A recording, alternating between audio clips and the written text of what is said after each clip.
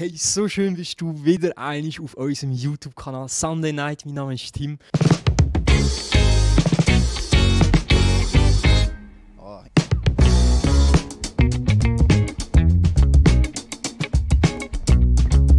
Die Message für heute, die wird so gut.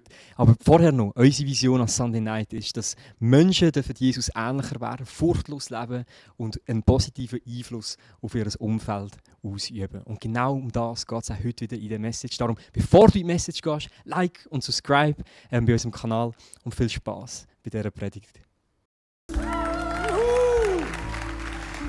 Hey, mich dunkt, die Halle wird immer voller. Danke, Jesus. Ich bin froh, dass du deinen Sonntagabend opferst, um Gott an dein Herz heranzulassen. Und ich glaube nicht nur, ich weiss, dass heute Abend ein Abend wird sein, wo dein Leben wirklich kann und will verändern. Wenn du die letzten Wochen da gewesen bist, dann hast du die #Jesus-Serie miterlebt. Der Leo und sein Team, muss ich sagen, haben nach meinem Gusto hervorragende Themen angesprochen. Ich habe es geliebt, zu sehen, wie über die Kultur, über gesellschaftliche, relevante Themen, Woke, Cancel Culture und Gender Issues und all das ist geredet worden.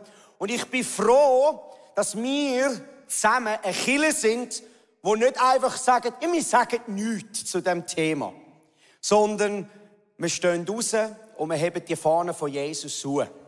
Und es hilft an so vielen Menschen, sich wieder daran zu orientieren und Licht und Hoffnung zu finden in manchmal so verzwickten und so auch verwirrenden Themen, wo man ja so viele 100 verschiedene Meinungen hört. Und schön war, als mir der Joel angerufen hat, hat er gesagt, hey, du kannst machen, was du willst. Das ist immer schön.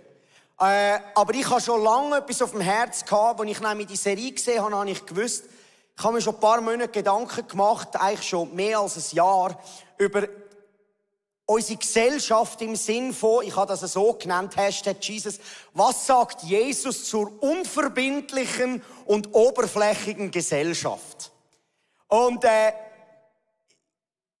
ich weiss nicht, wie es du siehst, aber wenn du das ein bisschen verfolgst, die letzten Jahre, dann ist alles, sollte ja schnell gehen. Also wenn du siehst, du willst zum Beispiel dein Bauchfett wegtrainieren, dann kommst du irgendwelche YouTube-Clips über und sagst, hey, du musst gar nicht das und das machen. Es gibt einen wirklich wichtigen Punkt und den musst du machen. Zuerst musst du noch das Workout-Video kaufen für 29,90 und nachher kannst du das machen. Und in ganz vielen Lebensbereichen ist einfach alles möglichst schnell, möglichst, hey, wenn es ein bisschen schwer ist, kannst du im Fall gerade aufgeben, kannst umkehren, kannst etwas Neues machen, ist im Fall kein Problem. Und ich will heute über was sagt Jesus sagt, zu dieser oberflächlichen und manchmal eben auch schnelllebigen und wenig verbindlichen Gesellschaft, wo wir alle mehr oder weniger drin involviert sind und manchmal mitmachen, manchmal nicht mitmachen. Und wenn wir in das Thema eingehen, ich habe diese Message so, ich will in 3 Lebensbereiche hineinreden. Und bevor ich dort reinrede, ist ein Grundton ist mir wichtig. Wenn wir letzte Woche Ostern erlebt haben, dann ist es wirklich eine sehr gute Botschaft, die da predigt worden ist. Und das Evangelium ist eine hervorragende Botschaft. Nicht nur eine halb gute Botschaft. Weil die Hirten auf dem Feld, die haben den Engel gesehen und er hat gesagt, ich bringe euch frohe Botschaft. Gute kommt für die ganze Welt. Es ist euch ein Retter geboren in der Stadt David. Es ist jemand gekommen, der eine neue Zeit einläutet, liebe Freunde. Das ist nicht einfach, wir nehmen das Alte mit ins Neue, sondern wir fangen ganz neu an. Ich bin froh, dass Jesus nicht so einen Restauration, Occasion, Aufwärter, Auto, wir tun noch ein bisschen Unterbodenlackierung machen und so, und den Rost sieht man dann nicht, sondern er wird unser Leben von innen raus neu gestalten. Neue Gedanken, neue Wünsche, neue Ziele. Und der Antrieb kommt aus dem Grundton, dass Gott gute Pläne hat mit dir und mit meinem Leben. Er meint es im Fall sehr gut mit dir. Dass du heute Abend da bist, ist ein Wunder. Dass du heute Morgen aufgestanden bist und noch Luft in deiner Lunge hast, ist ein Wunder. Bist dankbar für jeden Tag. Ja, aber du weisst nicht, durch was ich durchgehe. Ja, du weisst ja nicht, durch was ich durchgehe. Verstehst du? Hören wir auf, unsere Geschichten vergleichen und schauen, wer die grösste Wunde hat. Lecken wir einander nicht die offenen Wunden und kennen wir gesund, sondern schauen wir in das Wort hinein. Und in diesem Wort heisst es, im Kolosser 1, 12-14, mit Freude sollt ihr ihm danken, weil er euch am Erbe derer beteiligt, die im Licht leben und zu ihm gehören. Hast du gewusst, du gehörst zu ihm, wenn du ihm das Leben angelegt hast? Denn er hat uns aus der Macht der Finsternis gerettet, in das Reich des geliebten Sohnes, Jesus Christus, versetzt. Gott hat unsere Freiheit mit seinem Blut teuer erkauft und uns alle unsere Schuld vergeben. Aber wenn das keine gute Botschaft ist am heutigen Abend, dann weiss ich aber auch nicht mehr. Weil du kannst mir noch lange sagen, ja, aber Dominik, du weisst nicht, was du gemacht hast. Ja, aber ich weiss, was Jesus gemacht hat. Und Barmherzigkeit triumphiert immer über dem Gericht. Es ist für jeden Mensch möglich, aufzuschauen und zu sagen, Jesus, du bist es. Du bist König. Willst du mein König sein? Und ich habe noch nie einen Menschen getroffen, wo Gott gesagt hat, nein, dich will ich nicht. Weil er Barmherzigkeit hat für jeden Menschen. Und wenn wir über die 3 Themen heute reden, wo ein bisschen ans Eingemachte wird gehen, dann müssen wir unsere Identität in Jesus festigen. In dem Kolosser 2,7, das ist jetzt so ein Vers, den du dir tätowieren kannst. Ich kann ihn. Senkt eure Wurzeln tief in seinen Boden und schöpft aus ihm. Dann werdet ihr im Glauben wachsen und in der Wahrheit, in der ihr unterwiesen wurdet, standfest werden. Und dann wird euer Leben überfließen in Dankbarkeit für alles, was er getan hat. Liebe Freunde, die Botschaft, er ist im Fall der Baum vom Leben. Das war der Baum im Garten Eden. Verstehst du? Wo wir eigentlich jetzt davon essen sollen. Und nicht vom anderen. Wo wir nachher unterscheiden können, das ist jetzt gut und das ist jetzt falsch. Jesus ist das lebendige Wort. Jesus ist der, wo wir unsere Wurzeln drin senken. Und wenn du mehr und mehr Jesus anschaust, wird es klarer, dass er wirklich die ganze Welt geliebt hat. Und wirklich alle Schuld getragen hat. Und dein Leben wird überfließen in Dankbarkeit. Es geht gar nicht anders. Sobald du nicht dankbar bist für das, was Jesus da hat, hast du eine falsche Botschaft geglaubt. Ich kann es noch mal sagen. Wenn du am Morgen aufstehst und du hast keine Freude im Herz, muss ich dich daran erinnern, du hast eine falsche Botschaft geglaubt. Deine Gedanken haben ein Gebäude aufgebaut, wo dir sagt, Gott meint es nicht gut mit mir, aber schau mal, das und das ist mir widerfahren. Und du drehst dich um dich selber. Und eigentlich sagt Jesus, schau doch auf zum Berg, wo deine Hilfe herkommt. Deine Hilfe kommt von dem, was die Schöpfung gemacht hat.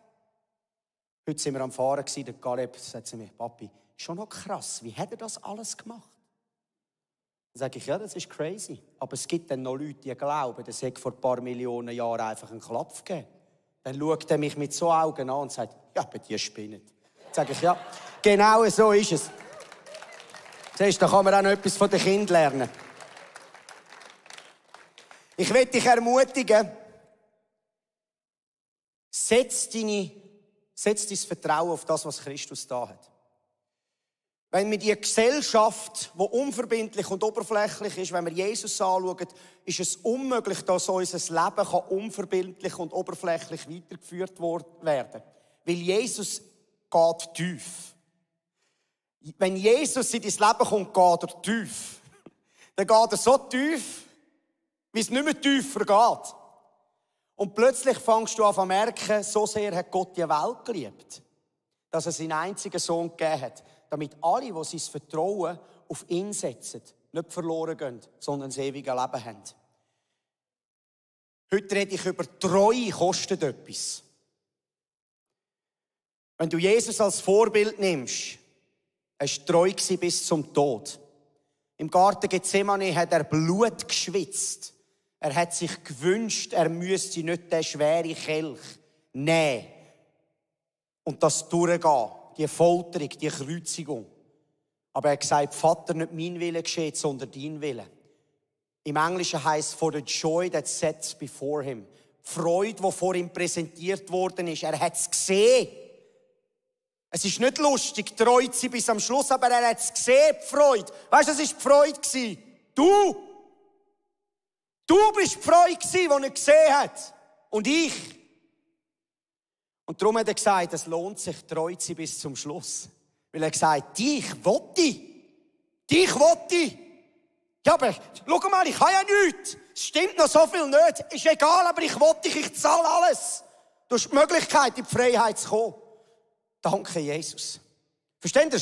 Da geht es ein Level tiefer. Treue kostet etwas. Das heisst im Lukas 10,16, nur wer im Kleinen treu ist, wird es auch im Großen sein. Wenn ihr in kleinen Dingen unzuverlässig seid, werdet ihr es auch bei großen sein. Das ist ein herausfordernder Vers, der da im Evangelium von Lukas geschrieben ist.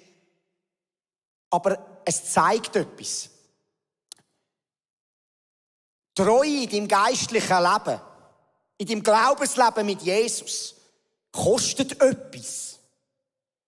Es gibt 100 Fragen und Sachen, die wir vielleicht nicht verstehen, die auch ich zum Teil nicht verstehe, die uns an den Rand anführen und wir sagen, wir wollen unseren Glauben aufgeben. Gott in Frage stellen. Und genau in diesen Kämpfen ermutige ich dich heute Abend, gib dein geistliche Leben nicht auf. Treue kostet etwas. Aber die Treue in dem geistlichen Leben festzuheben, brauchst du die Begegnung mit dieser Liebe und Gegenwart von Gott. Damit du in diesen Zeiten von der Angriff kannst daran erinnern, was hat er mir Gutes getan. Verstehst du? Im geistlichen Leben haben wir gern, wenn alles schnell und zack läuft. Wie so eine bratnige Taube ins Maul fliegt. Und es ist einfach da. Muss nichts machen. Zack, zack, zack. Möglichst schnell. Hey, ich bin jetzt schon ein paar Jahre mit Jesus unterwegs. Ich habe etwas gelernt. Bleib dran, Dominik. Aber Gott, da müssen wir doch noch Durchbrüche sehen. Schau mal, das wäre noch besser. Da muss ich noch mehr, da will ich noch durchbrechen. Aber schau mal, die Gedankengebäude, die müssen doch nicht mehr kommen. Ich kann doch frei sein. Und er sagt, ich bin froh, mit dir unterwegs zu sein. Lass uns in der Wahrheit bleiben. Lass uns in der Wahrheit bleiben. Lass uns unsere Gedanken erneuern. Lass uns dranbleiben. Das geistliche Leben, bauen, hat mit Treue zu tun. Und es kostet etwas. Es kostet alles. Jesus hat gesagt, verleugne dich selber, nimm dein Kreuz auf dich und folge mir nach. Ist nicht so populär in der heutigen Gesellschaft. Ich bin nicht so verbindlich, mal schauen, was für mich drinnen ist. Jesus sagt, du kannst das schon machen. Ich sage dir's, so ein halbpatziger Christ ist so mühsam. Wirklich. Du bist einfach nie so ein bisschen halb drinnen, halb draussen, immer mit dieser Anklage und Scham und Verurteilung und Gott ruft dich aus und sagt, hey, du musst im Fall nicht perfekt sein. Bleib einfach bei mir. Ich vergib dir gern. Lass mit uns zusammen unterwegs sein. Bitte lass mich jeden Tag in dein Leben hinein. Was steht da? Sag mir's am Morgen. Ich kann mit dir im Fall unterwegs sein. Mein Geist heisst, ist näher als der beste Freund. Ich will dich ermutigen, gib nicht auf. Ich habe immer wieder Freunde, die sagen mir, die sind zum Teil mit mir unterwegs gewesen, in den 20s-Zeiten, sind dann weitergezogen. Sie fragen mich manchmal, hey Tom, ist schon krass, jetzt bist du so lange im ICF, wie haltest du das aus? Dann sage ich, ich weiss nicht, von was du redest. Verstehst du? Wenn du eine Kirche suchst, wo genau deine theologischen Überzeugungen erfüllt, dann machst du am gescheitsten die Heime selber eine. Verstehst du? Weil jeder Mensch muss mit seinen eigenen Überzeugungen leben im Herz. Meint ihr, ich bin mit allem 100%ig einverstanden, wo ein Michi glaubt, oder ein Leo, oder ein Dave. Aber können wir doch nicht miteinander Jesus nachfolgen, obwohl wir nicht in jedem Thema gleicher Meinung sind? Bin ich dann stolz und mit diesen Menschen unterwegs sind und denke, ich habe die Wahrheit? Und ich sage das ehrlich, ich hatte vor ein paar Jahren Zeiten, ich hatte es schwer, am Sonntag ins Kirche zu kommen. weil mich ein paar Sachen so gestört haben. Ich bin so froh, habe ich einen Freunde, einen Geist Gottes, der mich massiv rebuked hat. Ich habe es ein paar Monate nicht zugelassen. Und er ist gekommen und hat gesagt, Dominik, bist doch nicht stolz. Bist doch nicht stolz. Leg doch deinen Stolz ab. Meinst du, du könntest mit der Offenbarung von, verstehst du, du kannst nicht mal vor den Vater kommen, am Ende von deinem Leben, und sagen, du, ja, ich habe das so gemacht, weil, weisst, der Michi hat das immer so gepredigt. Und der Dan Nüsch hat das immer so gesagt, darum habe ich es geglaubt. Und der Joel Vögeli hat es so gesagt. Dann schaut dich der Vater an und sagt, was meinst du genau? Ich verstehe es nicht. Nimm doch das, was du überkommst an einem Sonntag, an Messages, an Input als Inspiration, und bitte nimm es doch heim in deine Bibel, bitte nimm es doch in deine Beziehung mit Gott und leb mit deiner Überzeugung in Freiheit. Weisst du warum? Dann kommst du nämlich voll in die Kirche. Hey, das da ist kein Fast-Food-Laden. Und logisch machen wir Church, um die Leute zu ermutigen und Inspiration zu geben. Aber ich schaue, hey, hat es solche, die voll gekommen sind? Hat es solche, die schauen, wo sind die nicht mehr, die vielleicht eine schlechte Woche gehabt haben? Ich bin da, ich bin voll vor Ermutigung. Nicht nur da von der Bühne und das Worship-Team, sondern du da unten. Kommst voll und bringst etwas zu dem Tisch von uns allen. Du bist im Fall auch Pastor.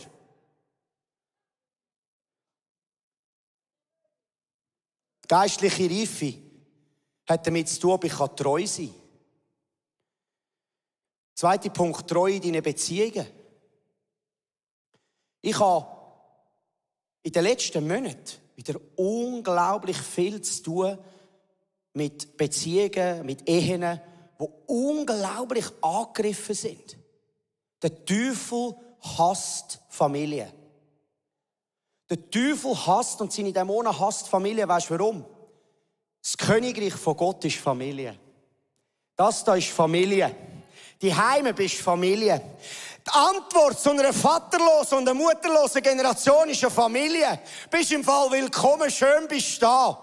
Muss ich etwas machen? Muss ich etwas bringen? Nein, ist einfach schön, dass du da bist. Willst du etwas zu essen? Komm, hock an den Tisch. Die Antwort ist Treue in Beziehungen. Du bist jung. Du bist vielleicht Single in einer Beziehung. Vielleicht bist du auch schon geheiratet. Ich will dich ermutigen. Bist treu in deinen Beziehungen. Ich weiss noch, mit 19, da bin ich gerade fertig mit der Skiakrobatik-Nationalmannschaft, Junioren-Nationalmannschaft bei Swiss Ski, und ich habe 2 Jahre noch Shows gemacht in Österreich für Red Bull, und ich bin dort gesprungen und ich bin jeden Mittwoch dort rausgefahren. Ich habe sogar noch jeden Mittwoch bin ich auf Serfaus rausgefahren, und ich weiss noch, in meinem Devo, ich bin 2 Jahre mit Jesus unterwegs gewesen, so eine alte Kiste gewesen, ist wie ein Schiff zum Fahren gewesen. Davina lachte, also ich habe sie kennengelernt mit dem Auto, es ist nicht so gut angekommen, aber für mich hat es gelangt. Ich bin dann durch den Vorarlberg durchgefahren mit 19. Verstehst du, ich habe einfach Jesus geliebt, weil er hat mich von so vielen Sachen frei gemacht. Und ich habe zu Jesus geschrauen in diesem Vorarlberg. Da zahlst du dann am Auto, wenn du durchfahren willst. Kostet jedes Mal 12 €, dann fahrst du durch, sagst, ja, wenn ich schon das muss zahlen, dann bete ich auch noch in diesem Tunnel rein. Und ich habe zu Gott gerufen und ich habe gesagt, weisst Jesus, ich habe so viel verbockt in meiner Jugend. Aber es würde mich im Fall freuen, wenn ich mal eine Familie haben könnte.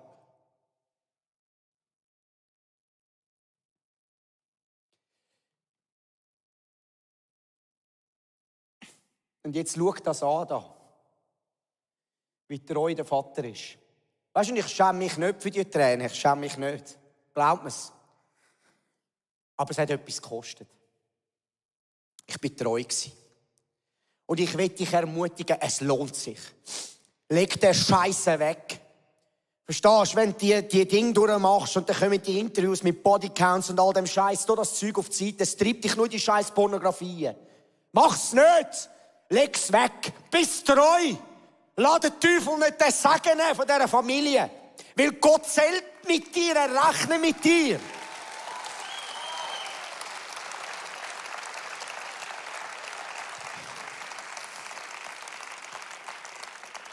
Jesaja 44,4 heißt es, denn ich werde Wasser auf Durstige ausschütten und das trockene Land mit Bächen bewässern. Ich werde meinen Geist auf deine Nachkommen und mein Segen über deine Kinder ausgießen. Sie werden wachsen wie Gras am Ufer und wie Weiden am Fluss. Liebe Freunde, ihr habt das Leben noch vor euch. Lasst euch nicht rauben, bleibt treu. Seid doch ehrlich. Bekennt, wisst ihr was? Gerecht sein in Jesus. Jeden Tag sündlos können aufstehen und ihm in die Augen schauen. Das ist im Fall ein Geschenk. Und wenn ihr doch geht, wenn ihr etwas macht und ihr merkt, es ist nicht richtig, lasst doch die Überführung vom Heiligen Geist zu. Ihr werdet doch nicht plötzlich zu einem Sünder. Ihr könnt doch das einfach zum Vater bringen und sagen, Vater, das will ich nicht, das gehört nicht zu mir. Danke, dass du mich frei willst machen.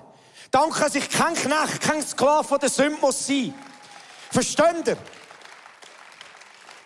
Nicht nur für dich. Dann bist du mit deinen Freunden unterwegs, mit deinen Leuten und du hast etwas zum Geben. Es geht nicht nur, dass es dir selber besser geht, sondern dass du etwas gibst. Ich habe mit Gott einen Bund geschlossen. Ich habe gesagt, ich lasse nur eine Frau in meine Gedanken. Und das ist meine Frau. Und das nehme ich ernst. Und ich weiss noch, es hat eine Zeit gegeben, vor ein paar Jahren, da habe ich plötzlich angefangen, ja, da noch ein bisschen denken und dort noch ein bisschen und da noch ein bisschen denken. Weisst, ich habe nichts angeschaut, aber ich habe angefangen zu denken, es langt schon. Es macht dein Herz kaputt. Und ich habe angefangen zu denken und der Herr ist zu mir gekommen und hat mich so rebuked. Aber weisst du warum? Er hat mich geliebt, er hat so gemacht. Ruhe! Und ich bin innerlich erschüttert, liebe Freunde. Und er gesagt hat, ich habe dir so eine Frau gegeben. Und du lässt es zu, dass so etwas durch den Kopf geht. Jetzt nimm es aber sofort gefangen und leg es an mein Kreuz. Hey, ich habe Tränen gehabt, liebe Freunde. Ich erzähle euch das nicht, um euch Angst zu machen, versteht ihr? Ich erzähle euch das, it's a serious matter. Wir können es nicht schleifen lassen. Wir können nicht sagen, ja, es ist schon gut, weißt du, machen sie alle. Ist doch scheißegal. Nein, ich will dich frei sehen. Jesus will dich frei sehen. Es ist im Fall für jeden möglich. Für jeden. Stell dir vor, wir haben in 10 Jahren da rein 1000 Familien, die gesund sind. 1000 Familien, die einander anschauen und einander lieben. Und sagen, es tut mir leid. Das war nicht recht gewesen. Und so können wir doch unsere Kultur verändern. Und das wünsche ich mir von Herzen für uns. Ich weiss, es ist challenging. Aber ich sage euch, Treue kostet etwas. Und Jesus hat gesagt, wenn wir untreu sind, er ist treu. Und das ist der springende Punkt. Heute Abend kannst du jederzeit in seine Arme rennen. Und er wird dich nicht abweisen. Und der letzte Punkt. Treue in deiner Arbeit.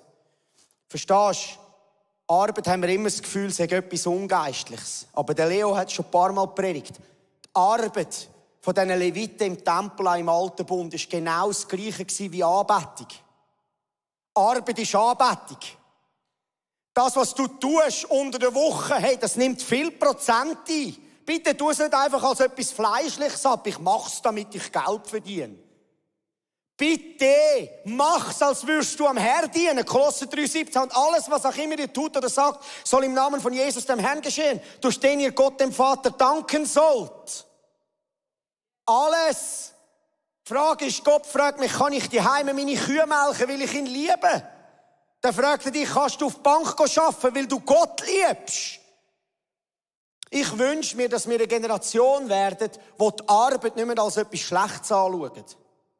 Ja, weisst, Work-Life-Balance, ja, möglichst wenig machen, damit ich noch ein bisschen Freizeit habe. Hey, das ist okay, verstehst du? Ich rede nicht schlecht über das. Aber verstehst du, die Bibel redet so oft und der Paulus redet so oft, lass uns ein Vorbild sein für jemand anderes. Hey, ich bin euch nicht auf den Wecker gegangen, habe kein Geld genommen von euch, bin meinem eigenen Arbeit nachgegangen, habe meinen Lebensunterhalt verdient. Ich habe gehört, ein paar von euch sagen, faul. Bitte zeigt ihnen den rechten Weg. Sagen, sie sollen für sich selber sorgen. Wer nicht für seine Familie sorgt, ist schlechter dran als der Jesus nicht kennt. Hey, das sind alles Verse in der Bibel. Das ist dann nicht einfach Dominik Haab. Versteht ihr? Und was Jesus uns da damit will sagen, ist, schau deine Arbeit an und bist der beste Mitarbeiter. Bist pünktlich. Wenn du sagst, du kommst am 8, dann kommst du am 8, nicht am 10 ab. Ja, weiss, ich habe noch das und das. Nein, du bist ein Lügner. Und du lachst jetzt, aber du sagst, mein Gegenüber ist weniger wert, der kann schon 10 Minuten warten. Lass dich herausfordern in dem. Bist der ermutigt und segnet. Wenn der Chef ein Säckel ist, dann bist der reinkommt und sagt, jetzt segnen wir den. Ich segne den Chef. Schau mal, wie er uns da und da Unrecht hat, aber ich segne den. Wenn du einen segnenden und ermutigenden Lebensstil auslebst, segnenden Lebensstil, was ist das? Du redest Gutes aus über ihn. Du sprichst gute Worte aus über ihn. Der Segen kommt immer wieder zurück auf dich. Und ich sage dir, Menschen sind gern mit Leuten unterwegs, die ermutigen und segnen. Bist so jemand in deiner Arbeit? Verstehst du? Heute Morgen eine super Message vom Nico, vom Simon, über die Ruhe, über den Sabbat. Hey, in der Ruhe sein, fängt wieder ganz am Anfang der Message an. Wenn du deine Wurzeln tief in Christus senkst, kommt deine Seele zur Ruhe. Kommt deine Gedanken zur Ruhe. Ich habe gesagt, Jesus, sag meinen Kühen, es wäre Sabbat. Und sie sagen, ist mir gleich. Ja, ich habe keinen Sabbat. Viele Leute sagen mir, ja Tom, wie kannst du 7 Tage in der Woche arbeiten, 3 Monate ohne einen Tag frei? Wie geht das? Ist doch gar nicht möglich. Der Punkt ist nicht, halte ich den Sabbat nicht ein. Der Punkt ist, muss ich meine Last selber tragen? Oder trägt ein anderer meine Last, dass ich auch in der Arbeit im Frieden sein kann? Und der Simon hat am Morgen das so genial gesagt. Er hat gesagt, dann wird dann plötzlich die Leistung zur Freude. Und nicht zu einem Muss. Sondern die Leistung wird zur Freude, wenn du deine Last nicht tragen musst. Und das wünsche ich mir für dich. Verstehst du? Ich wünsche mir für dich, dass du die Arbeit umarmst. Bist treu dort, wo du bist. Das heisst nicht, dass du deinen Job nicht wechseln kannst, aber säckle nicht davon, wenn etwas nicht geht. Bist der drinnen bleibt, weil meistens, wir haben gerade noch 2, 3 Gespräche gehabt, voran die hinten, wo Leute Zeugnis gegeben haben, wie ihnen das zum Sagen geworden ist, wie sie in schwierigen Situationen in der Arbeit drinnen geblieben sind und Gott sie nachher über grösser gesetzt hat. Hey, liebe Freunde, das ist powerful Testimonies, wo Leute in Banken weiter oben gesetzt worden sind, Abteilungsleiter worden sind, weil sie nicht einfach aufgegeben haben, sondern weil sie angestanden sind und treu gewesen sind.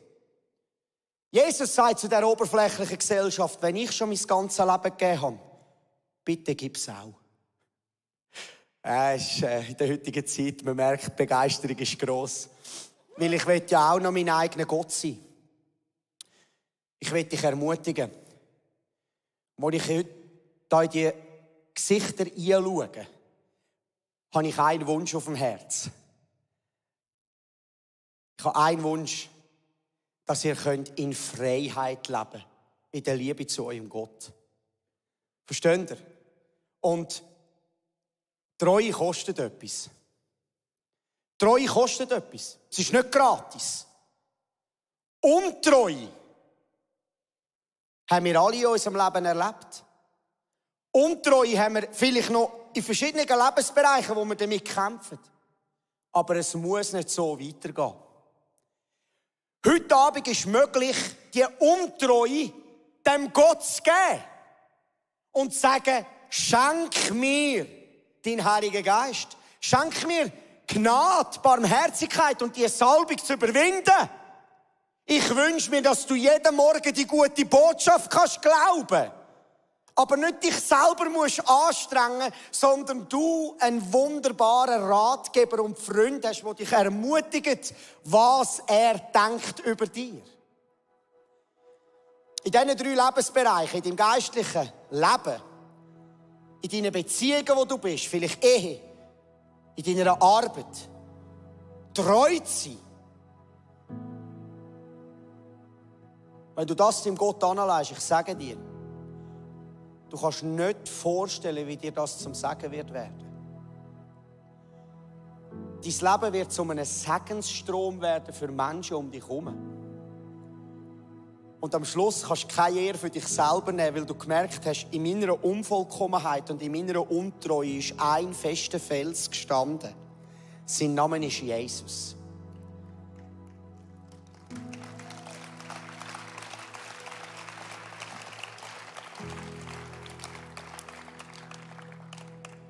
Treue kostet etwas.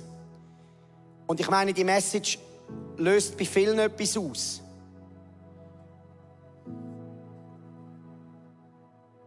Sie wühlt auf.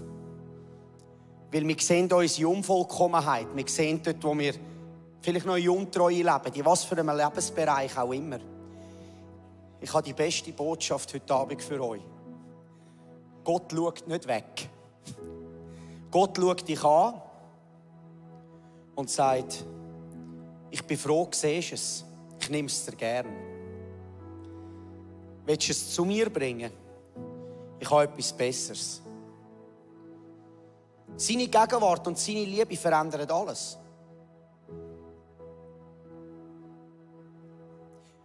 Wisst ihr, was es bedeutet, jeden Abend einzuschlafen und am Morgen aufzustehen und frei zu sein im Herz? Und ich weiss, wie es anders ist. Der Unterschied hat nicht der Dominik Haab gemacht. Der Unterschied hat Jesus gemacht. Und der Unterschied will auch Jesus in deinem Leben machen. Heute Abend. Ich meine, das fordert raus, darum Orts. Ja, warum? Die geistlichen Mächte, die dich an der Leine herumführen und auch immer wieder bei mir probieren, irgendwelche Lügengeister mich anzulügen, die haben keine Freude, wenn wir unsere Untreue zu Füßen von Jesus legen und sagen, wir brauchen dich, Jesus. Und ich will heute Abend etwas machen, die Band darf raufkommen.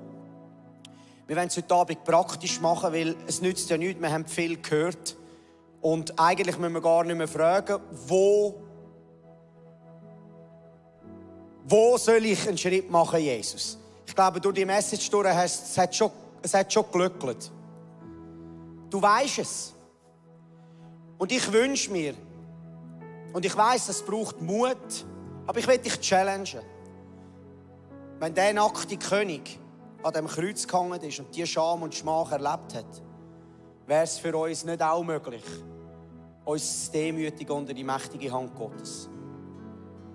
Und wenn du das bist, wenn du merkst, ich habe da Untreue in meinem Herz, vielleicht folgst du gar nicht Jesus nach und willst heute Abend ein Statement machen und sagen, Jesus, ich will dir nachfolgen. Vielleicht bist du da in einem von diesen Lebensbereichen in Beziehungen, du merkst, hey, das will ich Jesus anlegen. Das will ich bekennen, ich will dort in die Freiheit kommen.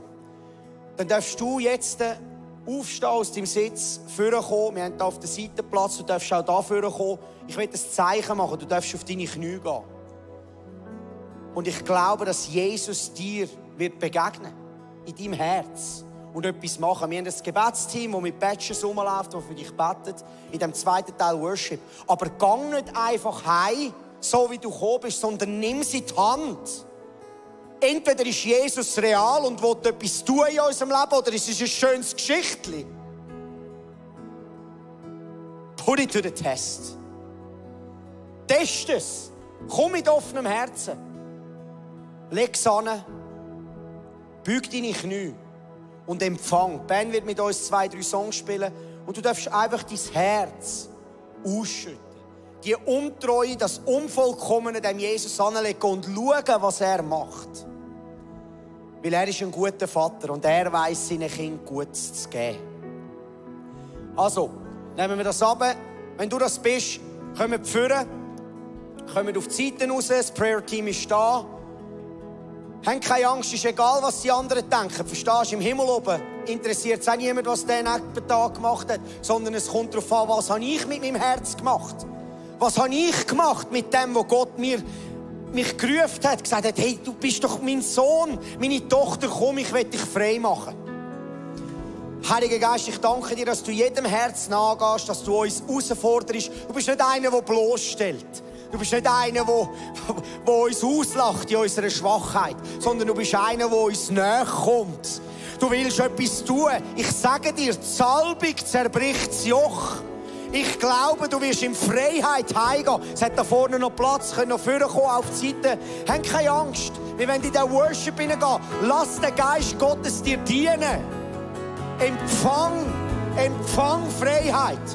Ich bete noch ganz kurz zum Anfang und nachher lassen wir einfach das laufen. Heiliger Geist, du bist ein Freund Und du willst jeden Menschen frei sehen. Danke für so viele Menschen, die ihre Untreue dir anlegen, wie auch wir immer wieder unser untreue Herz dir anlegen. Du hast gesagt, ich bin treu, ich schicke niemanden weg. Ich vergebe jede Sünde. Ich habe Barmherzigkeit für alle Verfehlungen. Und ich danke dir, Geist Gottes, dass du ausgüssest Sohnschaft, Tochterschaft, die wir mitnehmen können. Ihnen berührt das Herz hier unter der Woche in Zukunft, dass der Glaube kann gefestigt werden kann. Danke, Heiliger Geist. Du darfst einfach da sein, Empfang, mach deine Augen zu. Ich glaube, der Geist Gottes will etwas Wunderbares tun in deinem Leben. Danke, Jesus. In dieser Hashtag Jesus-Serie geht es uns darum, dass wir Jesus in jedem Bereich von unserem Leben ins Zentrum stellen. Und vielleicht hat die Message bei dir gerade irgendetwas ausgelöst und du hast gemerkt, gewisse Bereiche sind ihm noch nicht untergeordnet. Und ich möchte dir wirklich ans Herz legen, halt das Video gerade jetzt geschwind an und überleg, hey, gibt es einen Bereich, wo ich Jesus möchte reinlassen? Weil ich bin überzeugt, wenn wir das machen, wenn du das machst, daheim, wo immer gerade du zuschaust, dann gibst du Gott Raum zum Einfluss nehmen auf dein Leben. Hey, und wenn es dich interessiert, wer wir als Sunday Night sind, wir haben einen Telegram-Channel, wo du immer up-to-date bist, wo immer die neuesten Infos reinkommen. Da wird es eingeblendet. Wäre cool, dich zu sehen. Und wenn du noch nie vor Ort bist, ich lade dich ein. Komm mal vor Ort. Sunday Night, 7 in der Hall in Stettbach. Wäre cool, dich kennenzulernen. Ganz eine schöne Woche.